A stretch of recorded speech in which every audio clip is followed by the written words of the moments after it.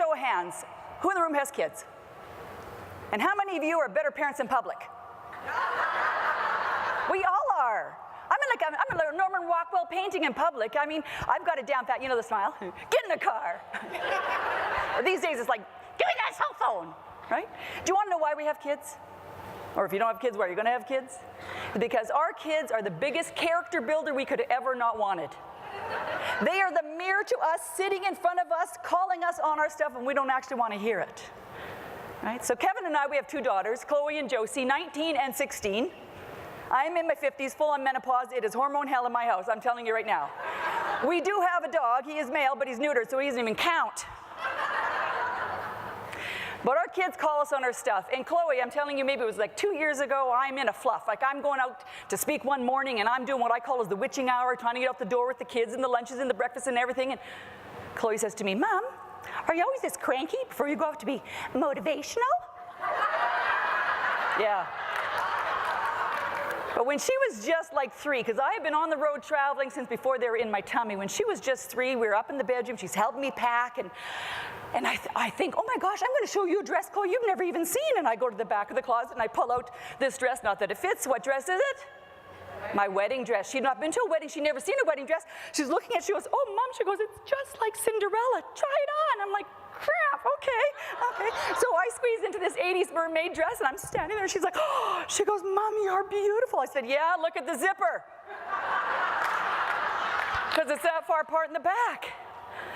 And if I would have been a smart mom that day, a smart woman, I would have just saw that moment for what it really was. That it didn't matter what size I was. It didn't matter how brilliant I think I am, or sometimes I'm not.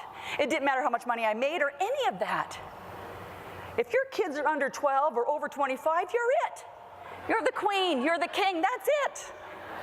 So she says, Mom, this is pretty funny. Let's go downstairs and show Daddy, right? So I said, okay. Now there's Daddy doing what Daddy loves to do, which is sit on the couch and do the thing. Click, click, click, click, which drives me crazy. But I finally read an article in Psychology Today, why men love to click. Want to know why? Because when men are clicking, they feel like they're making decisions. But they're science. And when a man feels like he's making decisions, he feels like he's accomplishing something. But when a man feels like he's accomplishing something, it shoots up testosterone levels and suppress stress levels. So they're feeling great, and there they are, they're clicking. Now he looks across at me at the dress, and he goes back to the TV, and he's thinking to himself, oh geez, what do I say, what do I say?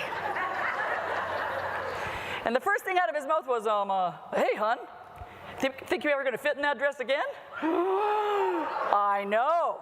Now, how I responded, I can't repeat because it's not appropriate, especially when you're being filmed, okay? But here's the reason why I'm telling you this silly story.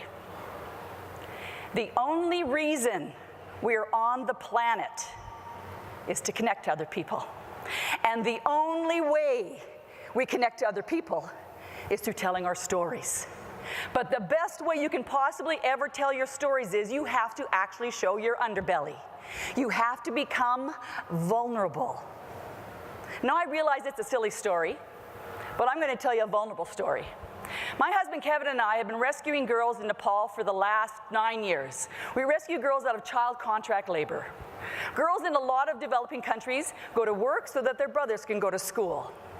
And so for the last 8 years, I have been lugging a suitcase of scarves. No matter where I speak, it's part of my negotiation. I sell scarves, and selling those scarves has allowed us to do some pretty amazing things. And here's how I position it. I want you just for a moment to try and imagine you have never had the thought, what do I want to do when I get older?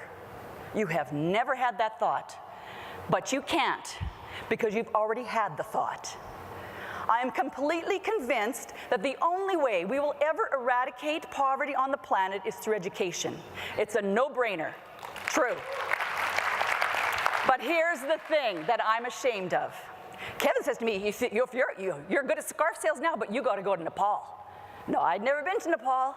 I'd never really been to a developing country, to be honest with you, and I knew going in I was going to be uncomfortable. I'm a princess. I love a good thread count. I do. And I knew there wasn't going to be a thread to count in Nepal. And I'm ashamed to say it that it took me pretty much the entire time of being there for me to actually see the country. But like I said the other day in my message, every once in a while the big guy gives you a gift. Well, the gift that I got when I was in Nepal is one day as I'm feeling pretty bad for myself, I'm in my room, I've got a headlamp on because there's no lights, and I mistakenly brushed my teeth that night with Preparation H. I actually did. But I thought to myself, well, at least my gums aren't bleeding. And that was a perspective shift for me. And the next day, I started getting a little more comfortable in my own skin because poverty permeates everything about you. Senses, every sense is just overwhelmed. But I finally saw the color. I finally saw the people. Please make yourself vulnerable. Tell your stories because we'll do some amazing things on the planet when we do. Thank you.